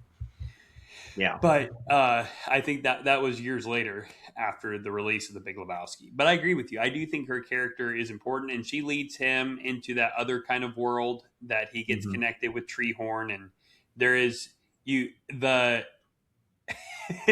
what's really funny is after he gets connected with them, you have the Big Lebowski coming after the dude. You have the Nihilists coming after the dude. You have the Treehorns coming after the dude. And then you have the Knutsons, to which he says, "Who the heck are the Knutsons?" And they're the people looking for the daughter, who is the Big Lebowski's wife, who is under a different name. Who has run away from home. Yep. And it's like, oh my gosh, what is going on? Everybody is coming after him, and he didn't do anything. Nope. And that is what is so it's just funny. And in a way, I do think, taking from Fear and Loathing, that he's kind of enjoyed he's learned to enjoy losing. Yep. In a way, like he's learned to enjoy, I'll just take what I have. But it doesn't look as hopeless in his eyes. It looks more fulfilling in a way, even. Right. He doesn't need much. He needed his tape decks and he needed his Creedence tapes. Right? When he's talking about what are the things lost in his car, that's what he says that first before his briefcase full of $1 million. Yeah. The Creedence tapes mattered more to him. Right? There is an element of that. And he's a do first, ask questions later kind of dude. And even you can see that even in his mannerisms when he's making a White Russian, whenever he offers Julianne Moore after they've, possibly conceived this child. Right. He goes to make his White Russian. He pours the half and half in, and then he sniffs it. And then he decides he's going to pour the rest of it in. It's like you poured it in without even thinking this could be rotten milk. Like, what is wrong with you? Yep. Like, in what world are you living in, right? So I think and he even he refers to Maud as his lady friend. Yep. Right? He refers to her not as his girlfriend, not as anybody really special. He just calls her his lady friend. And there is an element of him like, just stay away from her. Don't bother her. Yeah. Because he knows what it's like to be affected by something that he has nothing to do with. Right? Right. She has nothing to do with this. And he's saying, just leave her be. Okay? Don't bother her.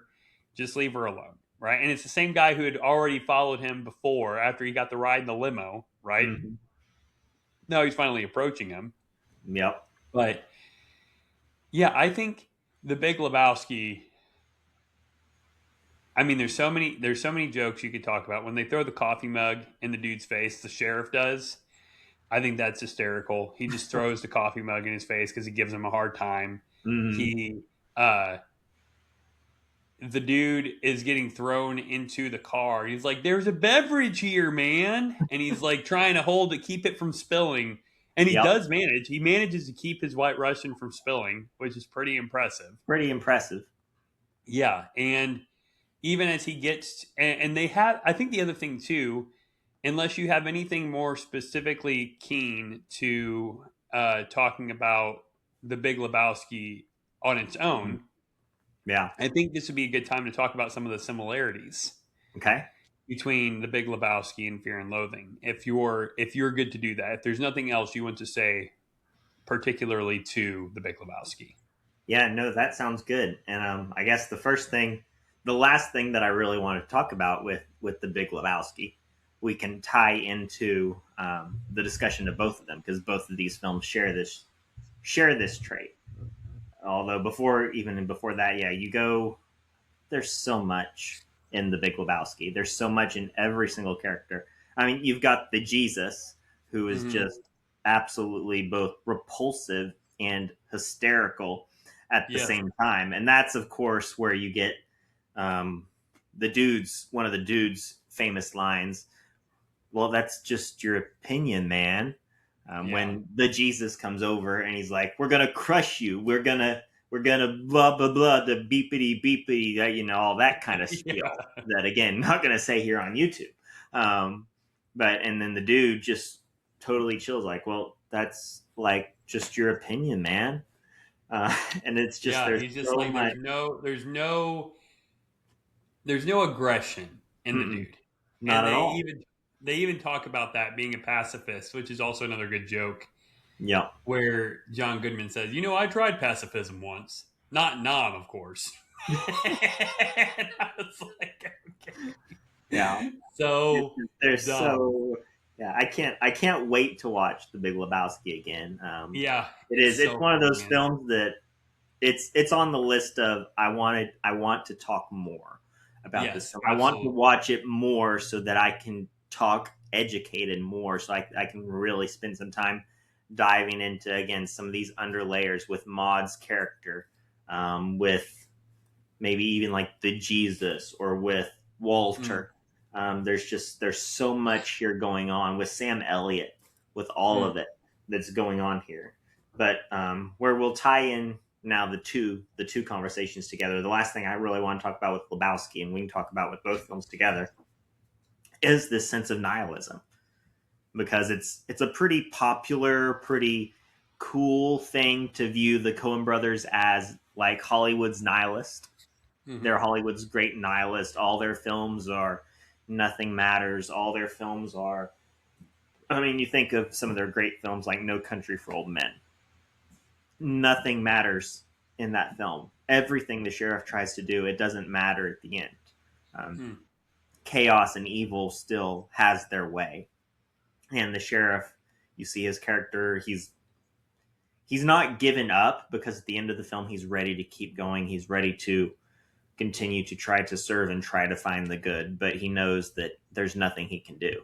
Llewyn Davis is another one that I think people often maybe falsely view as a nihilistic film, where you've got Llewyn, who it's just the same thing happens over and over to him, and he's stuck in this loop where nothing he does really seems to matter, and he just keeps self-destructing his own life. And the film ends right where the film begins, getting beat up in an alleyway. C'est la vie. So it's kind of the cool opinion to see the Coens as nihilist filmmakers.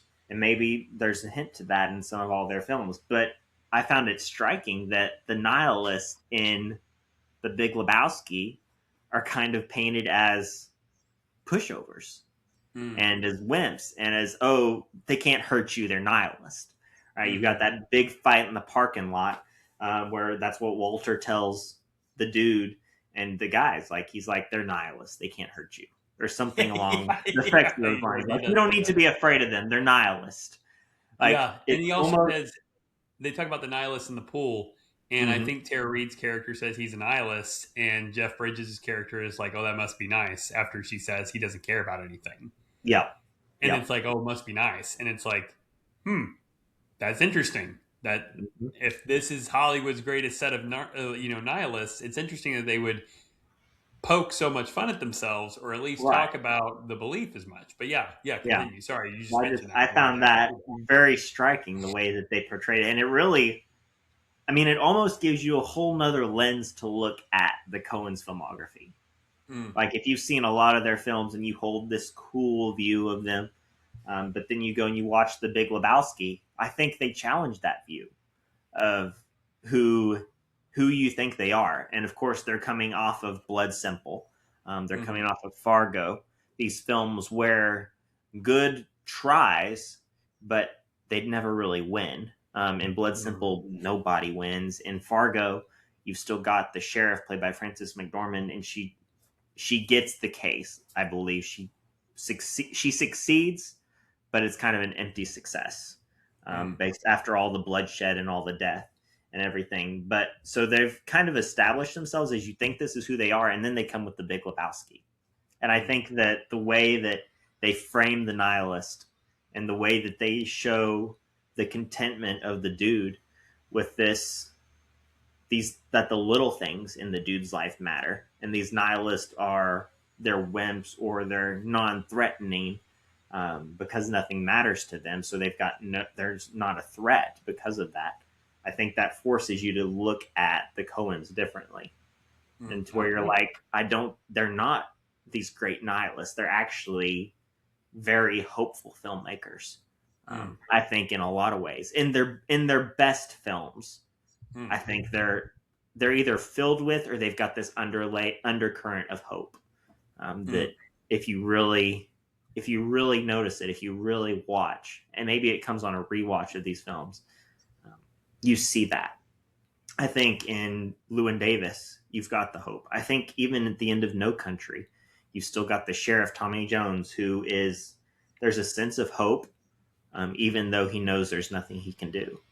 And I think that's really where that forced me to rethink the Coen brothers, because of this nihilistic gang. And then, like you said, the man in the pool that's not what they are saying, and that's not who they are. They're just looking at the bleakness of reality, but they're looking at the little things that matter. The rug and the rush, the performing the cover of a folk song in a band, the trying to bring justice in a world that you know is broken beyond repair. So the best you can do is have coffee with your wife at the kitchen table. Like, it's the little things that the Coens really seem to love and to try to highlight, I think, in some of their best work. I was really thankful for The Big Lebowski for kind of helping to put that frame in a different perspective. No, that makes sense. And they also have that, like, that through line of sentimental value in Raising Arizona, right? A man who's willing to kidnap for his wife, right? So they can have a baby together. It's like there is a love there and they have that sentimentality. I feel like they do really well in their characters that way. It's in Oh Brother, Where Art Thou, right? They have those feelings of caring about the people around you. And even in Burn After Reading, there is moments of that. A Serious Man, there's moments of those things, right? And so it's interesting that that's kind of the depiction they're always kind of painted in and put in. But I think that would be missing the forest for the trees. Right. And I'm glad that you brought that up. And so as we sort of discuss a little bit about the differences and the similarities between Fear and Loathing in Las Vegas and The Big Lebowski, I think it's also important to note, when we paired these two movies together, we did not realize there were actually as many similarities as there are. One, when we first paired them together, I didn't realize they both came out in 98. And that was just a really weird coincidence. I also didn't realize they had a lot to do with the fallout after the Vietnam War. I knew The Big Lebowski did, but I did not know that that was going into Fear and Loathing in Las Vegas blindly and kind of only knowing it was an adaptation. I didn't know what it was an adaptation of, right? Yeah. Or what the book was actually discussing. Another one of the similarities I kind of was aware about is the fact that they're both regarded as cult following films. Mhm. They are specific to a group of people that really champion their films, and that they really do speak to a certain type of person. Yeah. And I knew that for sure. Like, I knew that they were both more regarded as cult films, but especially after rewatching them both back to back, you see that more clearly, Yeah. right? Absolutely. One of the other they're films that either you will love or you will hate. I mean, especially Fear and Loathing for sure, but even The Big Lebowski. It's one of those films that you're going to love it or you're going to hate it. And your opinion may change upon rewatches or over time, but they are very polarizing and very specific to their cult following of fans, for sure. For sure. And, you know, one of the other things that was similar about these movies is they feature two leads that are males, and it's sort of like a buddy cop comedy. Mm-hmm. It's sort of in that genre of film. They're also I feel like they lean into the noir theme, both of them. Yeah. They lean into that noir vibe and context and feeling in a very unique way. They're very much different. And I think that that's just crazy that those are just some of the similarities that come from these two movies. If you had some, before I continued on, I'd let you name some other similarities maybe you noticed that maybe I didn't even notice. Yeah. I mean, the big one is for sure the Vietnam, the Vietnam War and the effects thereof. But even you've got these two perspectives of where it's a contrast, but it's a similarity in theme of you've got this American dream. Where in Fear and Loathing, they're chasing it. They're chasing this uncatchable American dream. But then in The Big Lebowski, you've got a man almost on the other side of the spectrum where he has his American dream. Yep. And it's completely polar opposite from what they're chasing in Fear and Loathing. But yeah, those are you hit a lot of the big ones, barring the obvious where it's just a drug comedy. Yeah. I mean, the obvious. And there's also those similarities of in The Big Lebowski. In Fear and Loathing, it's kind of interesting. It's almost flopped. Anytime it's a normal scene, that feels out of place in Fear and Loathing. Yeah. Where in The Big Lebowski, there might be a drug trip scene or a knockout scene where you have like the bowling, adult movie that they sort of are depicting because of Jamie Treehorn and all the kind of stuff that's connected with them, which also Maude has one of the funniest lines in the whole movie too when they're watching that adult film. She goes, "The plot is atrocious." And you're like, of course it is. Of course it is. That's all they care about. Yeah. But you have those surreal moments in both of the movies where it's either induced by some kind of drug or it could be induced by some kind of trauma. And you have like the dude flying through the sky chasing her on the rug. And you have the dude in the adult movie with him going down the lane and underneath not being afraid or bothered by the female body. Right. As she might have implied him to be or implies other men to be, right? Yeah. And she's in this like very powerful Viking-esque woman outfit. Sort of envisioning how he views her as this strong, independent woman, right? Which is just it's those surreal moments in The Big Lebowski, they stand out because they're not there throughout the whole movie. Where in Fear and Loathing, anytime the movie feels somewhat normal, that stands out because the rest of the movie is chaos. Yep. So it's interesting that they both rely too on those surreal images. To help deliver and pushed their plot forward, whatever, if you want to call it a plot, Right. or just general direction of the movie, of where it's The going. happenings that are happening on. Yes, absolutely. Yeah. So I think other similarities include voiceover narration. They both indicate, one is describing the main character, the other one is the main character describing his perspective. Yep. And the voiceover narration, I think, is important for both, because when you hear the voiceover narration in The Big Lebowski, it is sort of having you watch it as though you're listening to a story. And you're watching these things happen to the dude the same way they happen to him. Right. Where in Fear and Loathing, because it's Duke's perspective, because it's his voiceover, it's He's utterly insane from the start. Yep. And it puts you into his mindset very well. And it's I feel like both narration in both movies fit it well, because when you start off in The Big Lebowski, it starts with this ominous voice, what you're thinking could possibly just be a tumbleweed. Yep. To an actually realized character who closes it off. He opens it and he closes the film. Right? To Town Van Zant's Dead Flowers, which is one of my favorite folk songs. And I'm glad that they, like, I didn't remember hearing that the first time I watched the movie. And when I rewatched it, I was like, oh, wow, that's such a good song for this movie for sure. Yeah. And so, but yeah, so those are some of the similarities that I was able to pick up on when I was watching The Big Lebowski versus Fear and Loathing. And so I don't know if you have other similarities that I haven't pointed out, but if you don't, the other one too, I guess the other kind of similarity that I would point out is a lot of the action, and maybe this is actually more of a difference that I'm thinking of now. So if you're good, we'll go ahead and we'll slide into that part of the discussion. I thought this was similar, but I think this is actually more of a difference. Is in Fear and Loathing, the characters are directly responsible for everything that happens to them. Yes. Depp and Del Toro have brought everything on themselves throughout this whole film through choices they've made.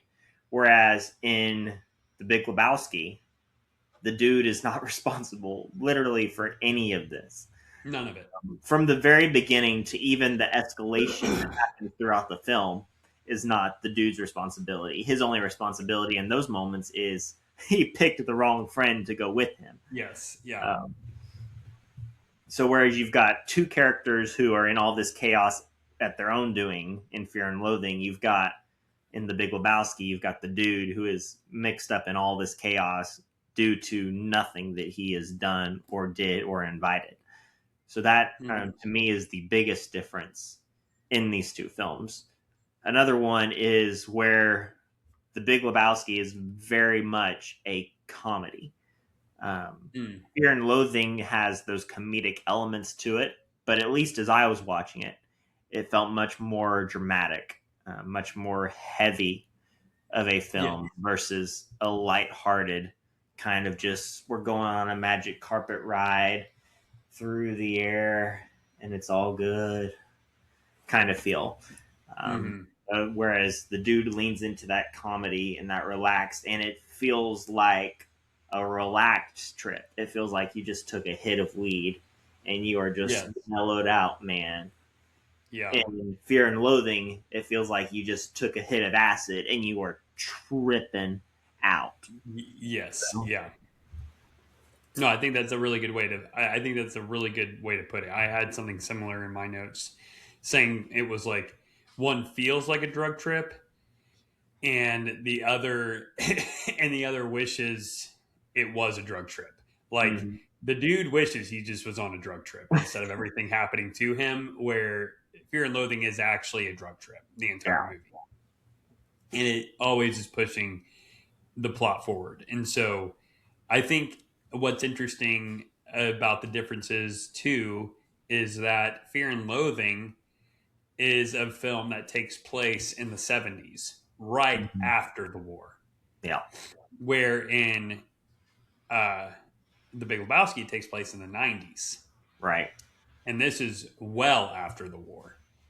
And this is this sort of like feeling that's still persistent in America, which I think is also interesting that when you look at Fear and Loathing in Las Vegas, it is a movie that came out the same year as The Big Lebowski, discussing how this feeling is still prominent. Yeah. And The Big Lebowski kind of affirms it by saying these people are still affected by it in this way ever since. And even it's 30 years later.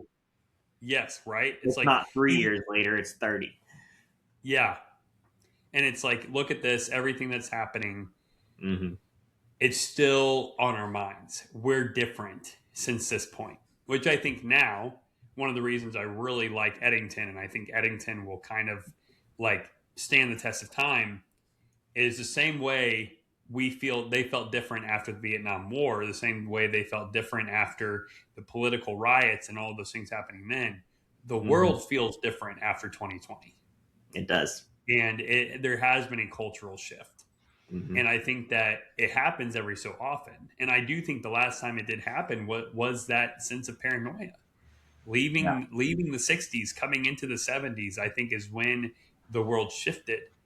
And I mean, that's 50 years, right? The country, I will say the country. Well, and I would say even in 2001, with the bombing of the tower and the beginning of that kind of sense of terrorism was another shift.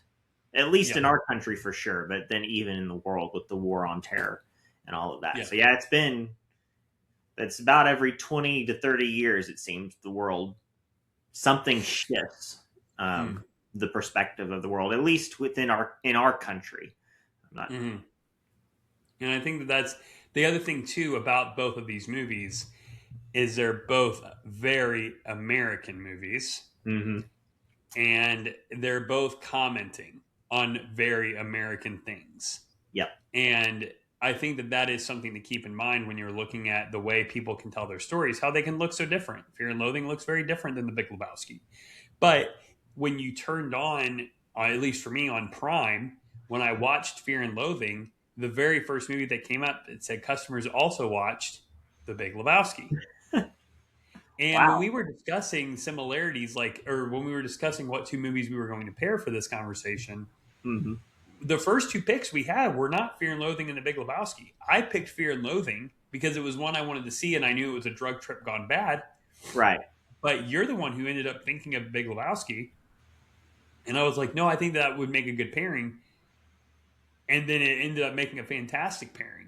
I think they really do contrast and compare very well with each other. And I do think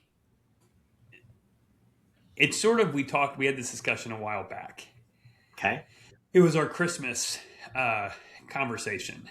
And I'd mentioned that Citizen Kane and It's a Wonderful Life could operate as sort of these bizarro versions of the same coin. Yeah. Right. And how Citizen Kane would be this more bleak Christmas feeling movie of not everything going as planned, where It's a Wonderful Life is a very hopeful movie by the end of it. Right. I think The Big Lebowski and Fear and Loathing kind of operate in the same realm of two bizarro sides of the same coin. I would you agree have with that. anti-American themes in Fear and Loathing. You have anti-USA. You have anti-war. Everything in Fear and Loathing, and that they're really seeing the underbelly for what it is. When they take the drugs, they're seeing what is real, right? Where, quote unquote real. Right. And then when you're the dude, you don't you don't really care. Like you're right. You just want to be okay. It's like, and if you look at the two, as far as differences go, if I'm going to live in a world where it's either delude my mind with drugs and deny the world around me, or if things happen to me, but I can be content, I think I'm going to go the route of things happening to me, being content. And just like the dude, I'm going to try to abide. So, I think that's a great place to close off right there. Because it is, you've got two options. You can let the world make you crazy, or you can laugh at the world and say the world is crazy. So, before we sign off, as we always do, we encourage you to check out more film podcasts, to listen to others. We love recommending Film Spotting and their sister podcast, The Next Picture Show. We recommend that you go and you check out other films and other people talking about film. We ask that if you enjoy hearing our discussions, that you come back. You click the subscribe, you click the like button, you tell your friends, tell your family. We're here a couple times a month, every other week. We just come on and we've got something to talk about. Next month, we're going to start our first director marathon. And Brady, do we want to go ahead and we want to tell them what it's about, who we're talking, who we're exploring, or do we want to keep it under wraps? I don't remember if we had discussed, but I think it's okay to tell people, give them something interesting to come back to. Great. I also do want to add on one podcast I've been thinking about that's another great, especially keeping in mind with going through a marathon of some people's films, is Blank Check with Griffin and David. They do a great job of going through a director's filmography where they're, they make a movie and then they're given a blank check to do whichever passion project they want. Yep. And either the check clears or it bounces, baby, as Griffin does in his introduction. And I feel like that is also an awesome podcast to listen to. It gives you tons of insight to every director. I think they've done Nolan. I think they've done Kubrick. I want to say they've done even Jane Campion. They've really been all over the block. And so I really do feel like they would be a great podcast to listen to. Yeah, absolutely. As we talk about going into our next kind of marathon, our first marathon of the Pretentious Film Bros podcast, we're going with what is regarded heavily as the godfather of American filmmaking. And that is Mr. John Ford himself. Yep. And we're going to be going through six of his movies, and we're going to be discussing each and every one of those. Now, of course, we couldn't do all of John Ford's films. We would never finish them all. Nope. And he just is a very prolific filmmaker. And so we've decided to pick six that we feel like some are very popular and then some are maybe more underseen or underappreciated. And so we can't wait to have that discussion. I can't wait to watch all those movies. I'm really excited. I think that they're going to make for great discussions. And just like Nolan said, come back if you're interested in more film topic, more film discussion. I know I'm always looking for a new podcast to listen to, especially on criticisms of films I either love or I hate. But I'm going to tell you this. Just know if you hate the Big Lebowski, you're entering a world of pain. It's not your opinion. I don't think you're wrong. And so, but Nolan, thank you so much for this discussion. I'm glad you finally got to watch The Big Lebowski. I'm glad I finally got to watch Fear and Loathing, even though I can see why people might loathe it. And I think with that, let's just try to abide. The dude abides. Take care, man. Gotta get back. Sure. Take it easy, dude. Oh, yeah. I know that you will. Yeah, well, the dude abides.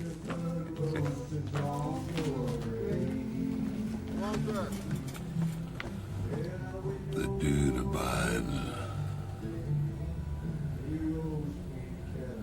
I don't know about you, but I take comfort in that. It's good knowing he's out there, the dude, taking her easy for all us sinners. Oh, and in case I don't see you, good afternoon, good evening, and good night. Finished.